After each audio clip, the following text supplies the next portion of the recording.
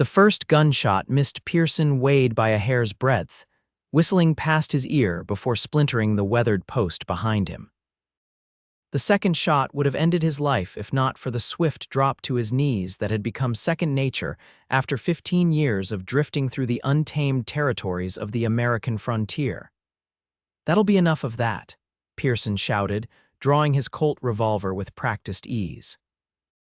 His voice carried across the dusty street of Copper Creek, Oklahoma Territory, in the fading light of 1887. The crowd that had gathered outside the saloon scattered like quail, diving for cover behind water troughs and horse posts. Across from him stood Bart Hollister, a cattle baron's son with more money than sense and a temper that flared hotter than a blacksmith's forge. The young man's face was flushed red with whiskey and rage, his gun still smoking in his trembling hand. "You cheated me, Wade." Hollister bellowed, his voice slurring. "Nobody takes my money and lives to spend it." Pearson maintained his calm, keeping his revolver trained on Hollister's chest. "I won fair, son. Anyone at that table will tell you the same. Put that gun down before you do something your pa can't buy you out of." The standoff lasted only seconds more before Sheriff Mills emerged from his office, shotgun in hand. "Holster those weapons or I'll drop the both of you where you stand." Pearson complied immediately, smooth and unhurried. Hollister hesitated, his alcohol-addled mind working through the consequences before finally lowering his gun with a curse.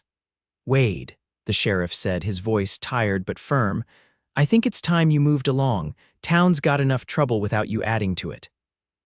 It wasn't the first time Pearson had heard those words, nor would it be the last. He nodded once, collected the modest winnings from his vest pocket, and headed toward the livery stable where his faithful Appaloosa, Scout, waited. An hour later, with his few possessions secured to his saddle and the setting sun painting the western sky in shades of amber and crimson, Pearson Wade rode out of Copper Creek. He had no destination in mind, never did. 15 years of wandering had taught him that a destination meant expectations, and expectations led to disappointment. The road stretched before him, a ribbon of dust and promise winding through the rolling hills. Scout's hooves beat a steady rhythm on the hard, packed earth, a familiar sound that had lulled Pearson to sleep beneath countless star-filled skies. He never stayed in one place long enough to form attachments. Hotels and boarding houses were occasional luxuries, but most nights found him beneath the open sky with only his horse and the whisper of the wind for company.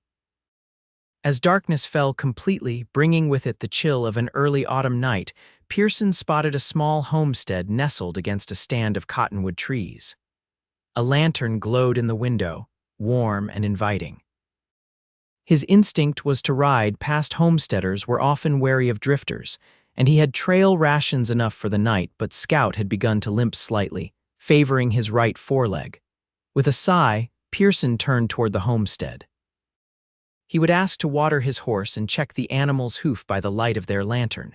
Then he would move on, find a suitable camping spot a mile or two down the road. That was his way, never imposing, never lingering. As he approached the modest cabin, a figure emerged onto the porch, shotgun in hand. The lantern light revealed a woman, her posture straight and unwavering despite her small stature. "That's far enough, stranger," she called, her voice clear and steady. "State your business." Pearson reined Scout to a halt and raised his hands slightly to show he meant no harm. "Evening, madam. Name's Pearson Wade. My horse has picked up a stone or thorn. Was hoping I might trouble you for some water and light to tend to him." The woman didn't lower her shotgun immediately. "You riding from Copper Creek?" "Yes, madam." "You running from something?" Pearson couldn't help but smile slightly. "No, madam, just moving along, as is my custom." She studied him for a long moment, then slowly lowered the shotgun. "Very well, Mr. Wade. You can use the water trough and I'll bring a lantern out."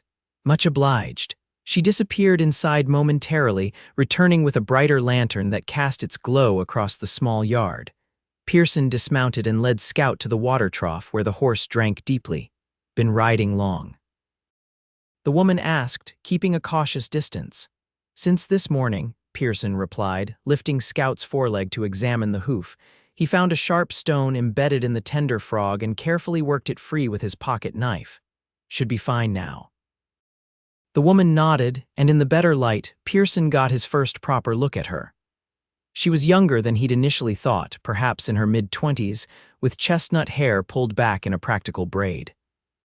Her face was sun-kissed and freckled, with clear blue eyes that evaluated him with unnerving directness.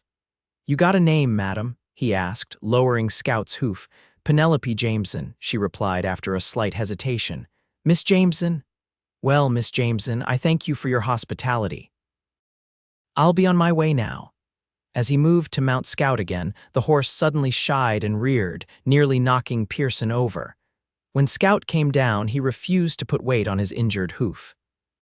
"Seems your horse disagrees with that plan, Mr. Wade," Penelope observed, a hint of amusement in her voice. Pearson examined the hoof again and found it swollen. The stone had done more damage than he'd realized. "Appears so. Would you know of somewhere nearby I might find shelter for the night?" "I'd hate to push him further." Penelope hesitated, looking from Pearson to Scout and back again. Finally, she sighed. "There's a lean-to behind the cabin where I keep firewood. It has a roof. You can bed down there for the night and let your horse rest." "That's mighty generous, Miss Jameson." "I won't be any trouble." "I should hope not," she replied, lifting her shotgun slightly as a reminder. "I'm a light sleeper, Mr. Wade." Pearson nodded, understanding the warning. "I'll be gone by first light." After settling Scout with a nose bag of oats from his pack and making sure the horse had ample water, Pearson carried his bedroll to the lean-to. It was simple but sturdy, with enough room for him to stretch out. He could hear Penelope moving about in the cabin, the soft sounds of dishes being washed and furniture being shifted. As he prepared to settle in for the night, the cabin door opened, and Penelope appeared with a plate of food and a steaming cup. "Thought you might be hungry," she said, extending the simple meal of beans, cornbread, and coffee. Pearson hadn't expected such kindness. "Thank you, Miss Jameson, that's very thoughtful." "Just being Christian," she replied, though her expression remained guarded. "Besides, a hungry man is more likely to do desperate things." He accepted the food with a nod. "I promise you have nothing to fear from me." "So you say," she murmured, but didn't retreat immediately. Instead, she watched as he took his first bite of the cornbread. "What brings you through these parts, Mr. Wade?" Pearson considered his answer while he chewed. Few people asked him that question. Most were content to let a drifter pass through without showing interest. "Nothing in particular. Been moving from place to place since the war ended." "That's a long time to have no home." "Home is wherever I lay my head, Miss Jameson." She studied him with those penetrating blue eyes. "That sounds like a lonely existence." Pearson shrugged, uncomfortable with her assessment. "It suits me." "Does it?" she asked, but didn't wait for an answer. "Good night, Mr. Wade. Remember what I said about being a light sleeper." With that, she returned to the cabin, closing the door firmly behind her. Pearson finished his meal in solitude, listening to the night sounds of the Oklahoma countryside, crickets chirping, an owl hooting in the distance, the occasional rustle of small creatures in the underbrush. He should have been planning his route for the next day, but instead found himself thinking about Penelope Jameson and her direct gaze. When morning came, Pearson woke with the first light, as was his habit. He rolled up his bedding and checked on Scout, relieved to find the horse's swelling had subsided somewhat, though the animal still favored the leg. The cabin door opened as Pearson was saddling Scout, and Penelope emerged with a pot of coffee and 2 tin cups. "Morning," she said, pouring the steaming liquid. "How's your horse?" "Better, but not ready for a full day's ride," Pearson admitted, accepting the coffee with gratitude. "I might need to impose on your hospitality a bit longer if that's acceptable." Penelope considered this, her expression unreadable. "I could use some help around the place. Repairs to the chicken coop, splitting firewood, earn your keep, so to speak." It wasn't an unreasonable request. "I'd be happy to help, Miss Jameson." She nodded once, seemingly satisfied. "Breakfast first, then work."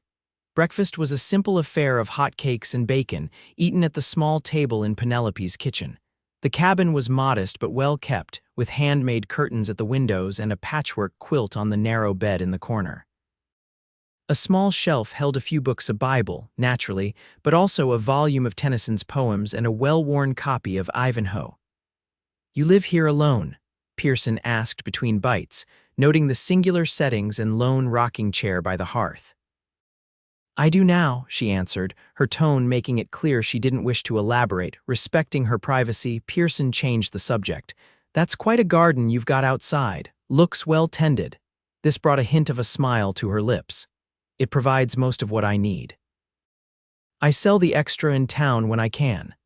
"And which town would that be?" "Silver Springs. It's about 7 miles east." She refilled his coffee cup without being asked. "You probably passed the turn-off on your way here." After breakfast, Penelope showed Pearson the chicken coop, where several boards had come loose and a section of wire needed replacing. She provided the tools and materials before returning to her own chores, feeding chickens, weeding the garden, and starting a batch of soap in a large kettle outside. Pearson worked steadily through the morning, enjoying the simple, tangible task. It had been some time since he'd done honest labor, and there was satisfaction in seeing the immediate results of his efforts. Occasionally, he would glance up to find Penelope watching him, her expression thoughtful before she quickly returned to her own work. By midday, the chicken coop was repaired, and Pearson had moved on to splitting a substantial pile of logs for firewood. The rhythmic swing of the axe was almost meditative, and he lost track of time until Penelope approached with a dipper of water. "You work hard for a drifter," she observed, handing him the water. "Most men passing through do just enough to say they've done something." Pearson drank deeply before answering. "My pa taught me that anything worth doing is worth doing right. Besides, your hospitality deserves proper payment. Your father sounds like a wise man." He was.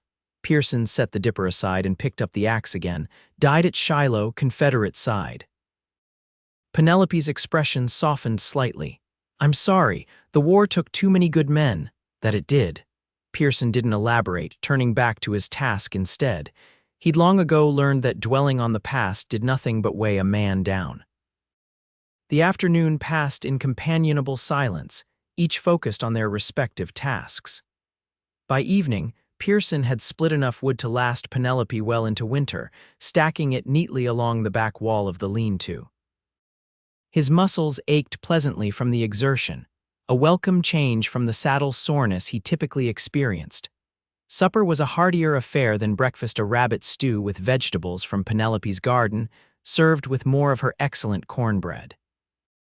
As they ate on the porch to catch the evening breeze, Penelope finally asked the question that had clearly been on her mind. "What happened in Copper Creek, Mr. Wade?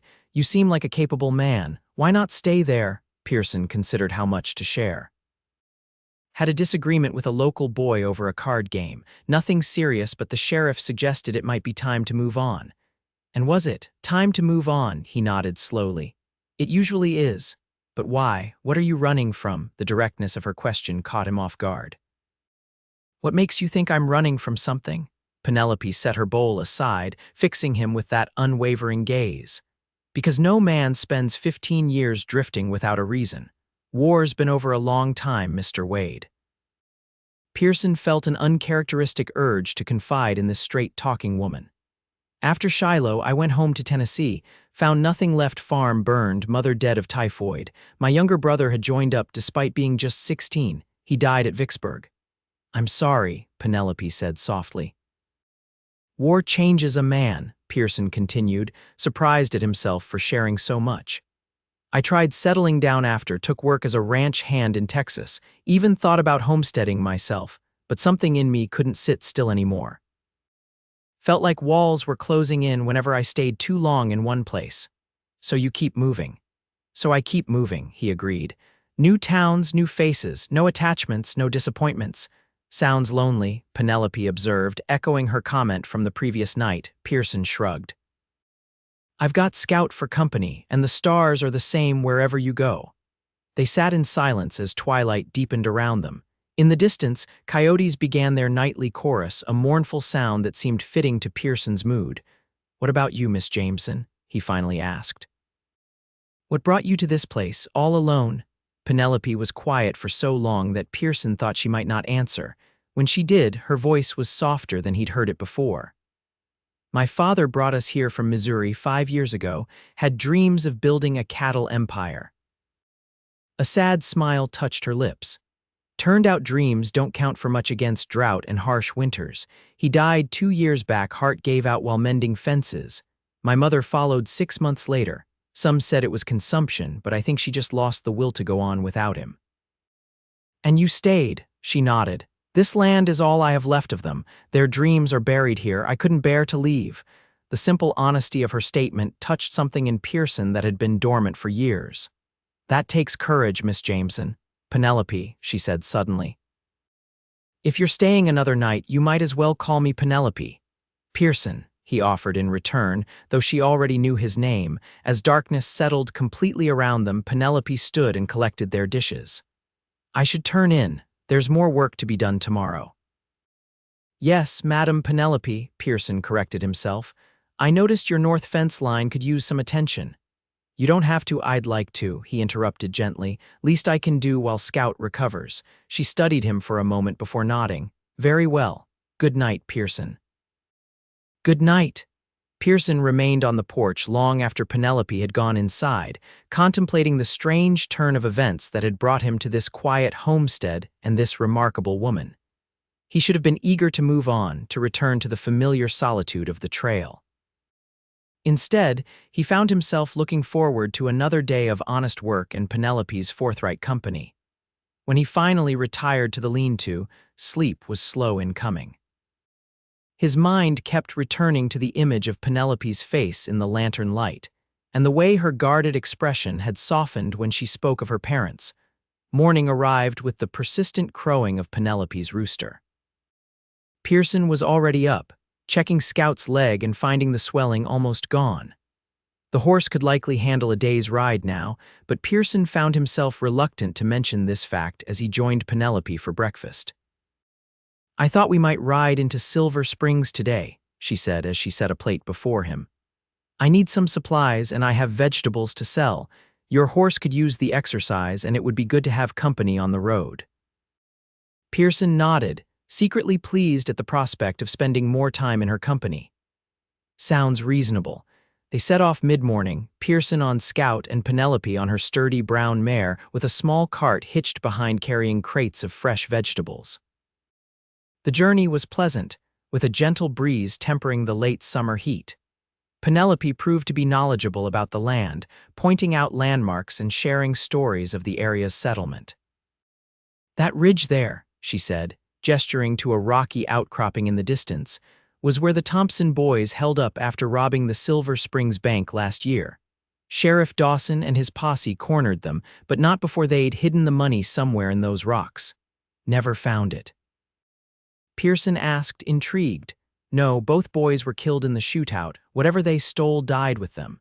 She glanced at him with a hint of mischief in her eyes. Some folks still go searching up there, hoping to find a forgotten saddlebag full of bank notes. And you, ever been treasure hunting?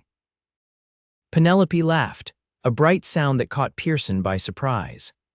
I've got better things to do with my time than chase ghosts and rumors. Silver Springs proved to be a modestly sized settlement, larger than many Pearson had passed through but not yet a proper town. A single dusty main street was lined with the essential businesses general store, blacksmith, saloon, and a small hotel that doubled as a restaurant. A whitewashed church stood at one end while the sheriff's office and jail occupied the other. As they tied their horses at the hitching post outside the general store, Pearson noted the curious glances from townspeople. Penelope seemed oblivious or perhaps accustomed to the attention. Mrs. Harding will take the vegetables, she explained, nodding toward a plump woman arranging goods on the store's porch. She gives a fair price and doesn't ask too many questions. While Penelope conducted her business with Mrs. Harding, Pearson took the opportunity to inquire about potential work in the area. The storekeeper, a thin man with spectacles perched on the end of his nose, shook his head. Not much call for hired hands this time of year. Might try the Diamond B Ranch 10 miles north. They sometimes take on extra men for fall roundup. Pearson thanked him and purchased a few supplies: tobacco, ammunition for his revolver, and a small bag of peppermint candies that caught his eye. Outside, he found Penelope concluding her transaction with Mrs. Harding. "Got a fair price," she said, tucking bills into a small purse. "We can have lunch at the hotel before heading back." The hotel dining room was modestly appointed but clean, with checkered tablecloths and simple china. As they settled at a corner table, Pearson couldn't help but notice the sideways glances and whispered comments from other diners. "You don't come to town often," he observed quietly. Penelope's lips tightened slightly. "Often enough to trade, not often enough to socialize." Small towns have long memories and loose tongues. Before Pearson could inquire further, a young waitress approached their table. "Miss Jameson," she greeted warmly, "good to see you in town." Her curious gaze shifted to Pearson. "Sarah," Penelope nodded, "this is Mr. Wade. He's passing through and helping with some repairs on my place while his horse recovers." "Pleased to meet you, Mr. Wade," Sarah said, her eyes twinkling with undisguised interest. "We don't get many new faces around here. What brings you to these parts?" "Just passing through," as Miss Jameson said. Pearson replied politely but firmly. Sarah seemed about to press for more information when the hotel owner called her name sharply from behind the counter. With a quick apology, she took their orders and hurried off. "That'll be all over town before sundown," Penelope said with resignation. "What will? That you've hired help," she gave him a knowing look. "That I've brought a man to town, a handsome stranger, no less." Pearson felt a surprising warmth at her casual description of him as handsome. "Does that bother you?" "Gossip is the favorite pastime in places like this," she replied, avoiding a direct answer. "People will talk regardless of what you do, so I've learned to ignore it." Their meal arrived, hearty beef stew and fresh bread interrupting the conversation. As they ate, Pearson observed the easy familiarity with which the townspeople greeted each other, the shared jokes and casual touches that spoke of long-standing connections. It was a world apart from his solitary existence, and for the first time in years, he felt a pang of something like envy. The ride back to Penelope's homestead was quieter, both lost in their own thoughts. The afternoon sun cast long shadows across the rolling landscape, and a hawk circled lazily overhead, riding thermals in the warm air. "I asked about work in town," Pearson said eventually, breaking the comfortable silence. Penelope glanced at him, her expression unreadable. "Find anything?" "Not much. Storekeeper suggested the Diamond Bee might need hands for fall roundup." She nodded slowly. "Bart Diamond runs a tight operation. He's fair, though pays on time and provides decent food. You know him. He tried to buy my land last year when things were tight. Wasn't pushy about it, but made it clear the offer wouldn't improve over time." There was a hint of pride in her voice as she added, "I got through winter without his help, though. Strong-willed," Pearson observed with admiration. "Stubborn, my mother called it." A small smile played at the corners of her mouth. She wasn't wrong. They reached the homestead as the sun was beginning to set, painting the sky in vivid oranges and pinks. After tending to the horses and unloading Penelope's purchases, they settled on the porch with cups of coffee. The evening was mild, with fireflies beginning to appear in the gathering darkness. "How's Scout's leg?" Penelope asked, though her tone suggested she already knew the answer.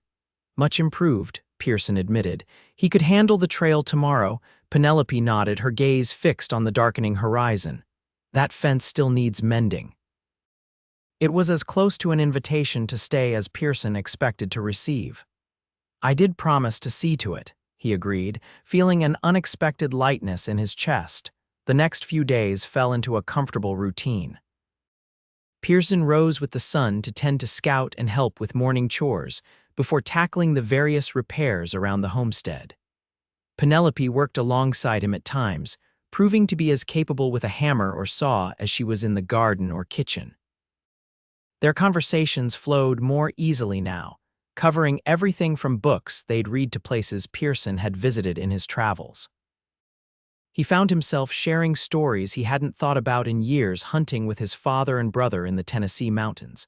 The first horse he'd broken as a young man, the spectacular sunrises he'd witnessed in the New Mexico territory.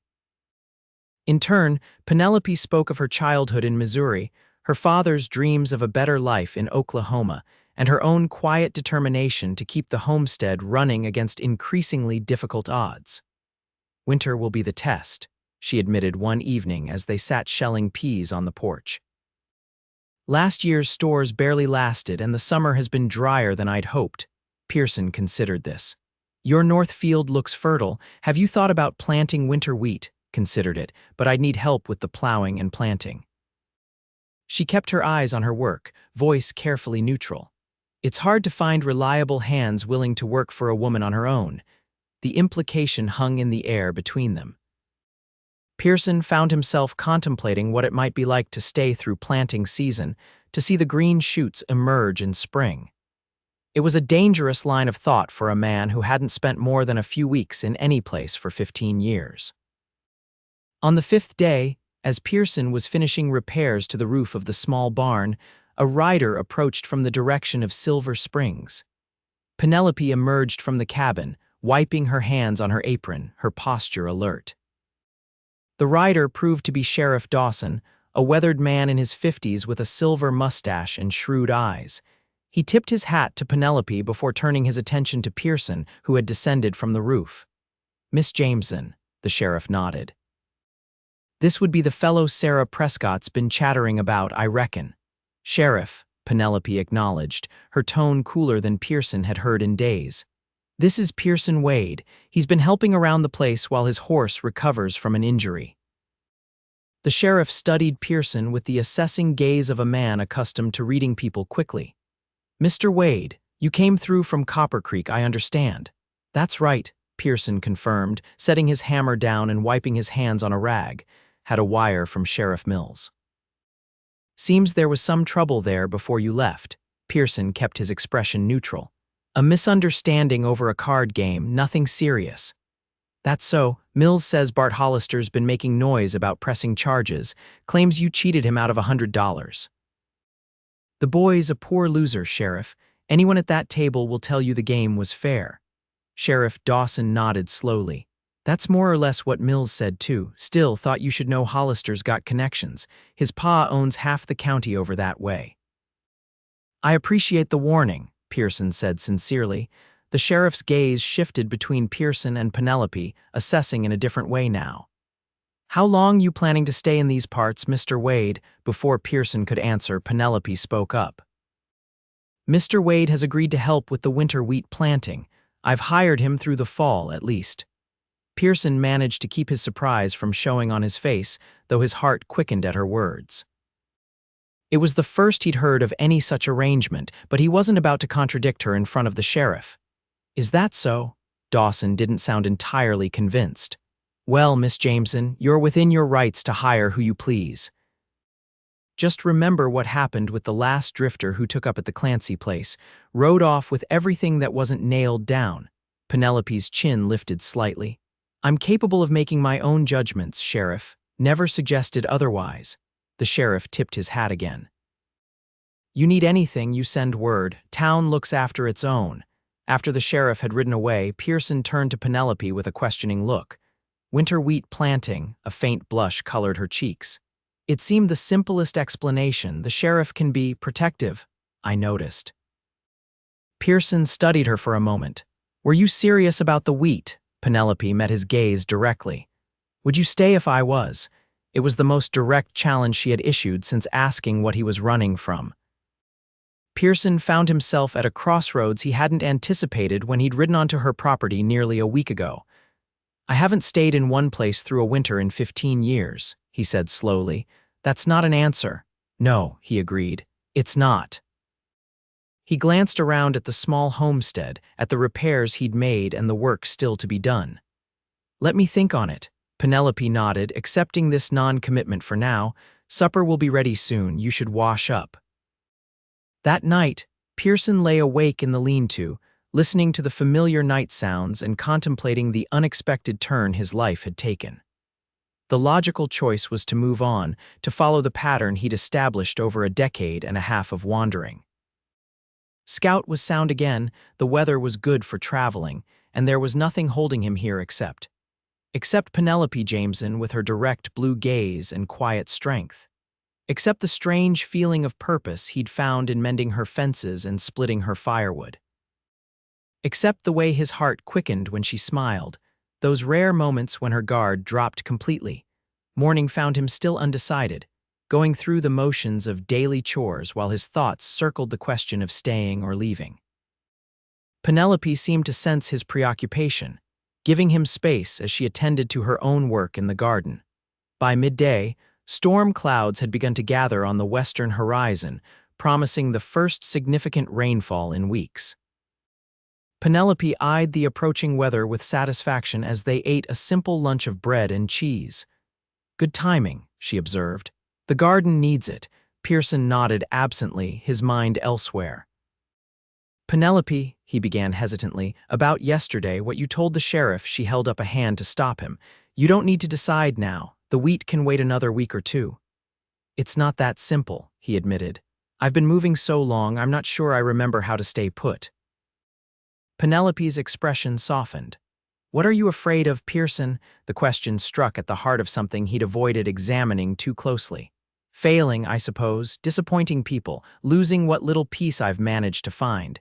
Is there peace in constant movement? Of a sort, he said with a half-smile. No expectations to meet, no attachments to break. No joy to share either, she pointed out gently. Before he could respond, the first fat raindrops began to fall, pattering on the roof and raising dust from the yard. Within moments, the sky opened up, rain falling in sheets that obscured the view beyond the porch. We should get inside, Penelope said, rising from her seat. They barely made it to the cabin door before they were soaked, the sudden downpour catching them by surprise despite the warning clouds. Inside, Penelope quickly lit a lamp against the sudden gloom and handed Pearson a rough towel for his dripping hair. Your lean-to will be flooding soon, she observed, wringing water from her braid. Pearson nodded, running the towel over his face. I've slept in worse. Don't be ridiculous, she said with unexpected firmness. You can sleep by the hearth tonight. I'll make up a pallet. The casual offer of shelter within her home, her private space, felt significant in a way Pearson couldn't quite articulate. Are you sure? I'm not sending you out in that, she replied, gesturing toward the window where rain lashed against the glass. Besides, I trust you. If I didn't, you wouldn't have lasted the first night on my property. Trust, such a simple word for such a complex concept. Pearson realized with sudden clarity that it had been years since anyone had explicitly trusted him with anything more valuable than a poker stake or a drink order. Thank you, he said simply, the words inadequate for the emotion behind them. The storm continued unabated through the afternoon and into evening, trapping them inside the small cabin. Penelope busied herself with indoor chores, mending, canning preserves, kneading dough for tomorrow's bread. Pearson helped where he could, though many of the domestic tasks were unfamiliar to his hands more accustomed to reins and revolvers. As darkness fell outside, the cabin grew cozy with lamplight, and the aroma of the stew Penelope had set to simmer over the fire. The confined space meant they were constantly aware of each other's presence, moving in a careful dance to avoid collision as they set the table and prepared for the evening meal. I haven't been confined indoors with another person since the last blizzard my parents were alive, Penelope admitted as they sat down to eat. It's strange having someone else in this space after so long alone. Good strange or bad strange? Pearson asked, suddenly uncertain. A small smile touched her lips. Just strange, different.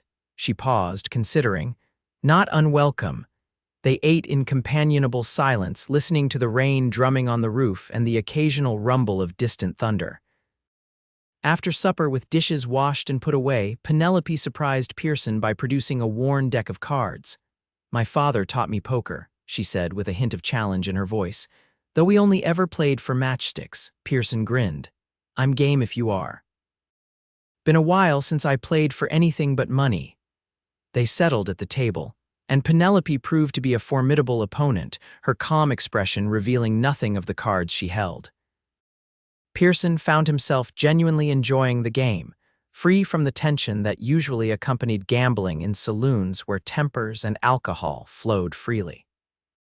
As the evening wore on, their conversation meandered through various topics, growing more personal as the storm continued to rage outside, creating a cocoon of intimacy within the cabin walls. "Have you ever been in love?" Penelope asked suddenly during a lull in their game. Pearson looked up from his cards, startled by the directness of the question.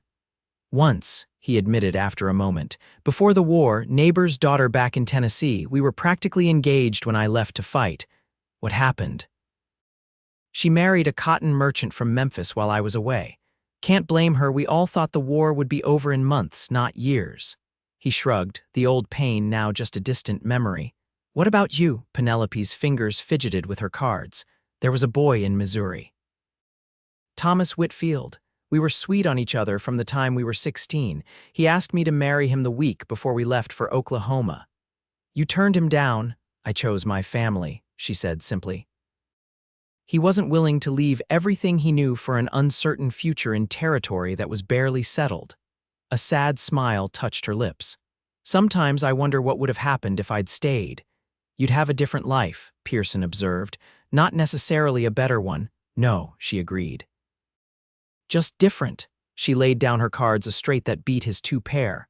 "I don't regret it, coming here, even with everything that happened after." "You're stronger than most," Pearson said with genuine admiration, men or women. The compliment brought a becoming flush to her cheeks. "Necessity breeds strength, I suppose." As the night deepened, Penelope set about making a pallet for Pearson near the hearth, where embers still glowed with gentle warmth. She brought out extra blankets and a pillow from her own bed, arranging them with care. "It's not much," she apologized, "but it should be more comfortable than your lean-to." "It's perfect," Pearson assured her. "Far better than most places I've laid my head." They stood awkwardly for a moment, suddenly aware of the intimacy of sharing sleeping quarters, however modest the arrangement. "Well," Penelope said finally. "Good night, Pearson." "Good night, Penelope." She retreated to her bed in the corner, turning her back as she prepared for sleep. Pearson removed his boots and outer shirt, then settled onto the pallet, which was indeed more comfortable than the lean-to's packed earth floor. The rain continued its steady percussion on the roof, occasionally punctuated by the rumble of thunder. Despite the unfamiliar surroundings, Pearson found himself drifting toward sleep, lulled by the storm and the gentle sounds of Penelope's breathing across the room. He was nearly asleep when her voice came softly through the darkness. "Pearson." I'm glad you stayed." "Even if it's just for now." He smiled into the darkness. "So am I." Morning brought clear skies and a world washed clean by the night's downpour. Pearson woke at first light, momentarily disoriented by the unfamiliar surroundings before remembering the storm and Penelope's hospitality. She was already up, stoking the fire and preparing coffee. Her hair was loose around her shoulders, not yet braided for the day, and the sight of it chestnut waves catching the early light made Pearson's breath catch in his throat.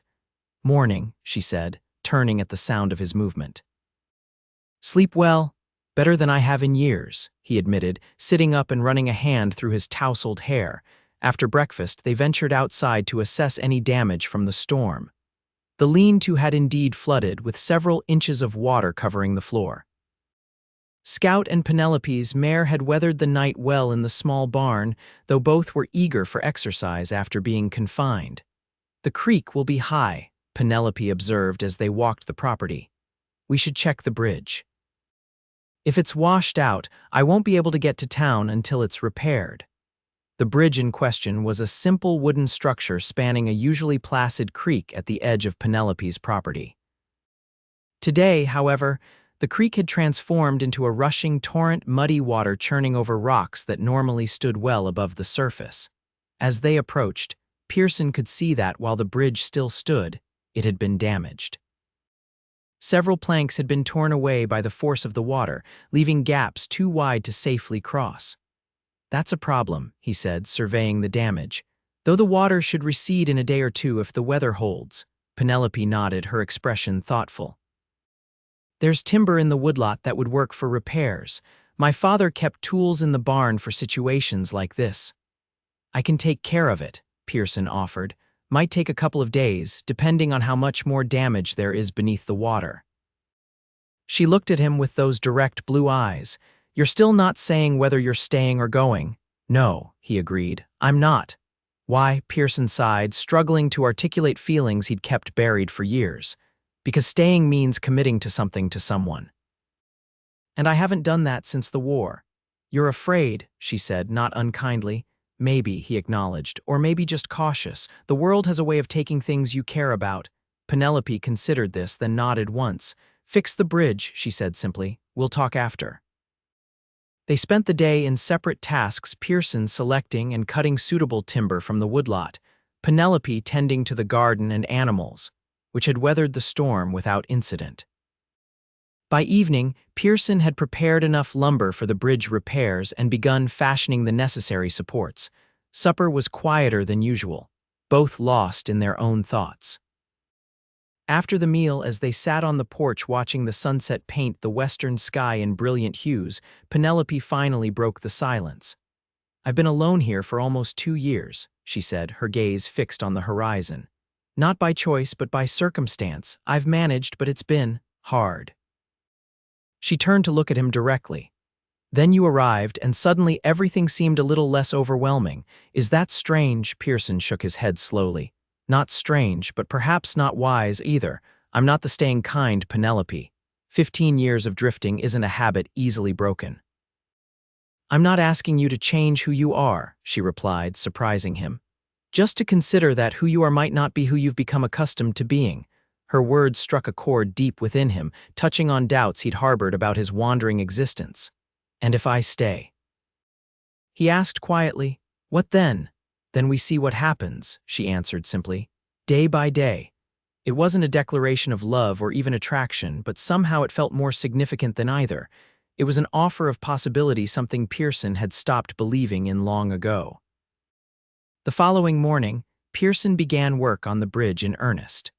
The water level had dropped considerably overnight, revealing more of the damage but also making repairs more feasible. Penelope helped where she could, holding boards in place while Pearson hammered or fetching tools as needed. By mid-afternoon, they had replaced the missing planks and reinforced the supports that had been weakened by the rushing water. Pearson stood back to assess their work, satisfied that the bridge would now hold under normal conditions. "Not bad for a day's work," he said, wiping sweat from his brow. Penelope nodded, a pleased smile lighting her face. "It's better than it was before the storm, truth be told. My father wasn't much of a carpenter." "Mine was," Pearson replied, surprising himself with the memory. "He built our house in Tennessee, every stick of it. Taught me and my brother how to work wood properly." "You've never mentioned your brother's name," Penelope observed gently. "Samuel," Pearson said after a moment. "We called him Sam. He was 4 years younger than me, but twice as headstrong. When Fort Sumter fell, he wanted to enlist immediately, even though he was just 15. Our father refused, made him promise to stay and look after the farm and our mother. But he enlisted anyway after your father died," Penelope guessed. Pearson nodded, the old grief a dull ache now rather than the sharp pain it once had been. "Lied about his age. I didn't know until I got word he'd fallen at Vicksburg." Penelope's hand found his, a gentle touch that spoke of understanding beyond words. They stood like that for a long moment, connected by the shared experience of loss and survival. The days that followed fell into a comfortable rhythm. Pearson continued making repairs around the homestead, reinforcing the barn roof, building a new feeding trough for the chickens, repairing the stone foundation of the cabin where spring rains had undermined it. Penelope worked alongside him when she could, or tended to her own tasks of harvesting the garden's late summer bounty and preparing for the coming winter. Their evenings were spent on the porch when weather permitted, or by the hearth when it didn't, talking of everything and nothing. Pearson found himself sharing stories he'd almost forgotten, childhood adventures with Sam, the traveling show that had come through their Tennessee Valley when he was 10, the first time he'd seen the Mississippi River. In turn, Penelope spoke of her life before Oklahoma school days in Missouri, her mother's talent for music, her father's dreams that had brought them west. A week passed, then another. Pearson made no mention of leaving, and Penelope asked no more about his plans. It was as if they had reached an unspoken agreement to live in the present moment, neither looking too far ahead nor dwelling on the past. The subject of the winter wheat remained open between them, occasionally referenced but never directly addressed. The time for planting was approaching, but still Pearson made no definitive commitment to stay. Then came the morning when Pearson woke to find Scout missing from the barn. Alarmed, he searched the property, calling for the horse that had been his constant companion for years.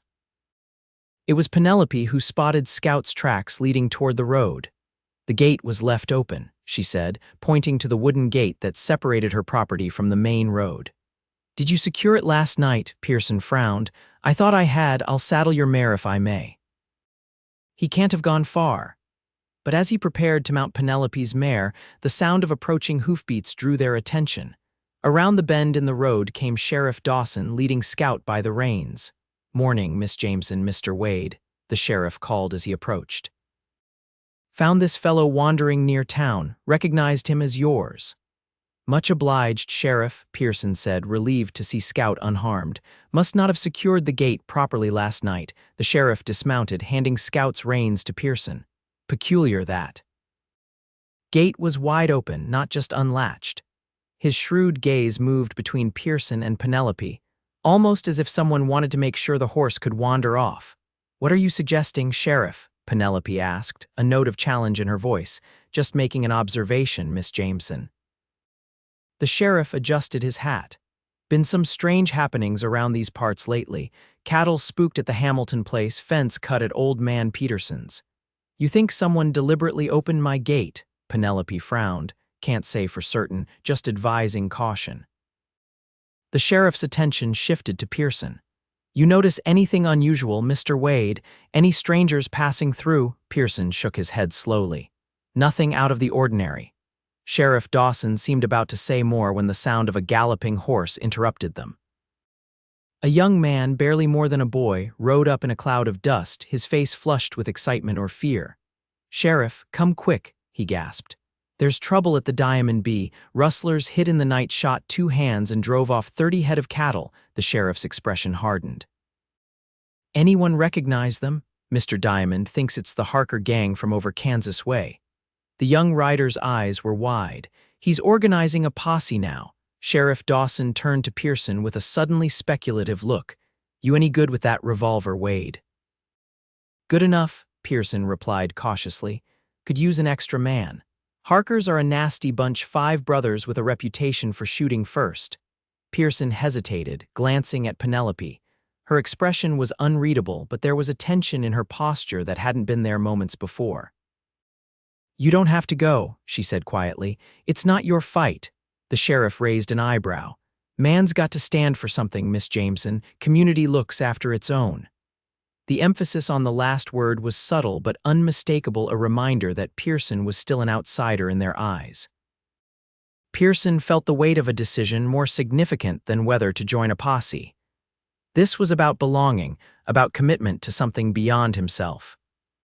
He thought of the bridge they had repaired together, of the winter wheat waiting to be planted, of evenings spent in quiet conversation on Penelope's porch. "I'll ride with you, Sheriff," he said finally. "Let me get my rifle." The relief in the sheriff's eyes was evident. "Much obliged." "We'll wait."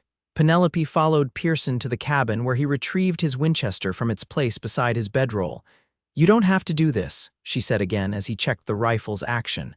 "I know," he replied, meeting her gaze, "but I want to." "Why?" Pearson considered the question, searching for the right words. "Because this place, these people, they matter to you, and you." He paused, surprising himself with the realization, "You matter to me." The simple declaration hung between them, more revealing than any flowery speech could have been. Penelope's eyes widened slightly, and for a moment, Pearson thought she might say more. Instead, she reached up and straightened the collar of his shirt, a gesture so domestic it made his heart ache. "Be careful," she said softly. "Come back."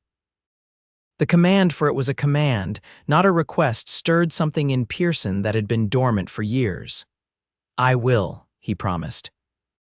The posse assembled at the Diamond B Ranch, 12 men including Pearson, the sheriff, and Bart Diamond himself. A A stern-faced man in his 50s with hard eyes and a reputation for fairness, if not warmth. The tracks left by the rustlers were clear in the soft earth, heading northwest toward the Kansas border. "They've got about 8 hours head start," Sheriff Dawson explained as they prepared to ride out, "but they'll be slowed by the cattle. If we push hard, we might catch them before they cross into Kansas." The pursuit was grueling, a hard ride across increasingly rugged terrain. Pearson rode easily, accustomed to long days in the saddle. Scout seemed almost glad for the exercise after weeks of relative idleness at Penelope's homestead. As they rode, Pearson found himself the object of curious glances and occasional questions from the other men, longtime residents of Silver Springs who knew each other well, but regarded him with the natural suspicion reserved for outsiders. He answered politely but briefly, keeping his focus on the trail and the task ahead.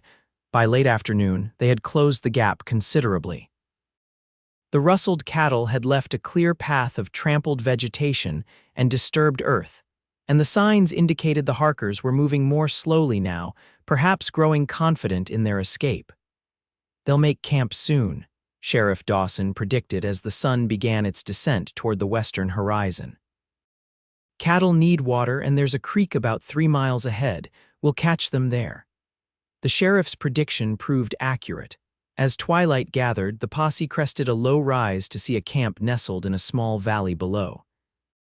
The stolen cattle were corralled in a makeshift pen of rope and brush, while 5 men sat around a small fire, apparently unconcerned about pursuit. Sheriff Dawson outlined his plan. Quickly, half the men would circle around to cut off escape to the north, while the others would approach from the south. "We want them alive if possible," he instructed. "Let me call them out first." The ambush was executed with precision. As the rustlers scrambled for weapons at the sheriff's command to surrender, the posse closed in from both directions, rifles trained on the camp.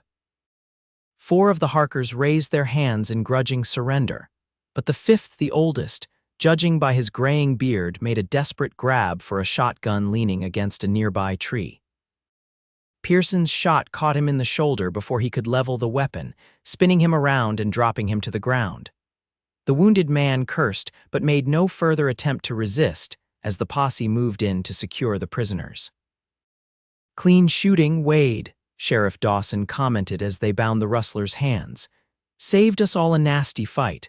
The return journey was slower, hampered by the need to drive the recovered cattle and guard the prisoners. It was well past midnight when they finally reached the Diamond B Ranch, where the wounded Harker was turned over to the ranch's cook, who had some medical experience. The other prisoners were secured in a storeroom until morning, when they would be transported to the Silver Springs jail. Bart Diamond insisted the posse stay the night, offering food and bedrolls in the bunkhouse. After a hearty meal of beans and biscuits, most of the men turned in, exhausted from the long day's ride and the tension of the confrontation. Pearson found himself unable to sleep, his mind turning to Penelope and the homestead he'd left that morning. The events of the day had clarified something for him, a realization that had been building slowly over the weeks since Scout's injury had first brought him to her door. "Can't sleep." Sheriff Dawson's voice came from nearby. The older man sat on the edge of his bunk, rolling a cigarette with practiced ease. "Just restless," Pearson replied, sitting up. The sheriff struck a match, lighting his cigarette and illuminating his weathered face briefly in the small flame. "You handled yourself well today." Diamond was impressed. "Just did what needed doing." The sheriff exhaled a cloud of smoke. "You know, Diamond mentioned he's looking for a new foreman. His last one moved on to Wyoming last spring." Pearson raised an eyebrow. "Is that so?" "Good position. Comes with a cabin on the property, decent wages." The sheriff studied him through the darkness. "Might suit a man looking to put down roots." "What makes you think I'm looking to do that?" "Just an observation." There was a knowing quality to the sheriff's voice. "Miss Jameson's a fine woman. Been through more than her share of hardship. Deserves someone steady." Pearson was silent for a long moment, considering the unspoken question beneath the sheriff's words. "I've been drifting a long time, Sheriff. And now I'm not so sure that's what I want anymore." The sheriff nodded slowly. Happens that way sometimes. Man thinks he knows his path, then life takes an unexpected turn. He tapped ash from his cigarette. For what it's worth, the town would welcome you proper if you decided to stay. Man who rides with a posse has proven his character. Before dawn, Pearson saddled Scout and rode out, leaving a brief message of thanks with one of the early rising ranch hands. The eastern sky was just beginning to lighten as he turned Scout toward Penelope's homestead, a sense of purpose guiding him that had nothing to do with the fading stars by which he'd navigated for so many years. The sun was fully up when he crested the final rise and saw the cabin in the distance, smoke rising from the chimney in a thin, welcoming spiral. As he approached, the door opened, and Penelope stepped onto the porch, shading her eyes against the morning light. Pearson dismounted in the yard, leading Scout to the water trough before approaching the porch. Penelope watched him come, her expression guarded but hopeful. "You're back early," she observed. "I didn't expect you until evening." "Couldn't wait," he replied simply, climbing the steps to stand before her. "Had some thinking to do." "About winter wheat," he said, holding her gaze steadily, "and spring planting, and summers and autumns beyond that." Understanding dawned in her eyes, but she didn't speak, waiting for him to continue. "I've been running so long, I forgot what it was like to stand still," Pearson admitted. "To build something instead of just passing through, to care about tomorrow instead of just surviving today. And now—" She asked softly, "Now I find myself wanting those things again. Here, with you." He took a deep breath. "If you'll have me." Penelope's composure cracked then, a smile breaking through like sunshine after rain. "I thought you'd never ask. Is that a yes? It's a what took you so long?" She replied, eyes bright with unshed tears. Pearson laughed, the sound startling them both with its unexpected joy. 15 years of habit isn't easy to break, and yet here you are. "Here I am," he agreed, reaching for her hand. "Home." The word felt strange on his tongue, foreign yet familiar, like a language once known and long forgotten. But as Penelope's fingers intertwined with his, as the morning sun warmed their faces, Pearson knew he had found what he'd been searching for without realizing it, a place to belong, a reason to stay. That evening, they sat on the porch as they had so many times before, but with a newfound closeness, Penelope leaning against Pearson's shoulder as they watched the sunset paint the western sky. They spoke of practical matters, the winter wheat that would need planting soon, repairs to be made before the first frost, arrangements for a proper wedding in Silver Springs come spring. "Sheriff Dawson mentioned Diamond is looking for a foreman," Pearson said. "Thought I might inquire about it. Would give us a steady income while we build up this place." "Us," Penelope repeated, savoring the word. "I like the sound of that." "So do I," he admitted. "More than I ever thought possible." As darkness settled around them, neither made a move to go inside. The night was mild, the stars emerging one by one in the vast Oklahoma sky. Scout and Penelope's mare grazed contentedly in the small paddock, occasional soft nickering the only sound breaking the peaceful silence. "You know," Penelope said thoughtfully, "in all the weeks you've been here, this is the first night you haven't gone to your lean-to or the barn when darkness fell." Pearson considered this. "You're right. Guess I forgot to leave your porch." "Best mistake you ever made," she murmured, nestling closer to his side. "No mistake," he corrected gently. "Best decision I ever made." And as the moon rose over the Oklahoma prairie, casting its silver light over the small homestead they would build together, Pearson Wade, drifter, wanderer, solitary soul, found peace in the simple act of staying still, of choosing to remain where his heart had unexpectedly found its home. Their wedding the following spring was a modest affair held in the Silver Springs Church, attended by most of the town. Sheriff Dawson stood as Pearson's best man, while Sarah from the hotel restaurant served as Penelope's maid of honor. Bart Diamond, impressed by Pearson's conduct during the pursuit of the Harker gang, had indeed hired him as foreman, providing the young couple with a steady income while they worked to make Penelope's homestead profitable. The winter wheat had been planted in time, and by their wedding day, the fields were a promising carpet of green. With Pearson's labor and Penelope's knowledge of the land, they expanded the garden and added more chickens.